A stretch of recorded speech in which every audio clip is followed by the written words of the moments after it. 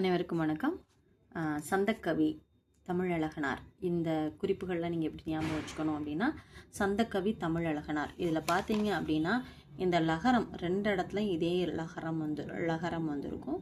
சரியா? சந்தக்கவி இசைப்பட பாடுவது.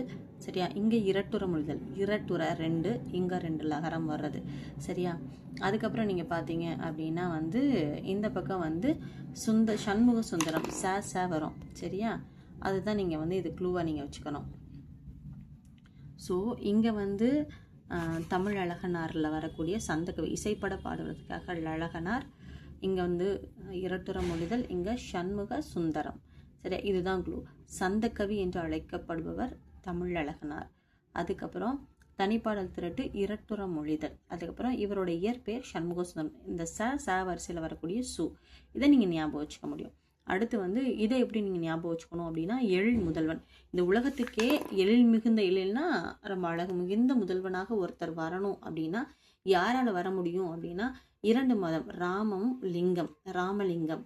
ராமன்னா பெருமாள், லிங்கம்னா சிவன். இந்த இரண்டு கடவுள்களும் இணையும் போது எழில் முதல்வனாக விளங்க முடியும்.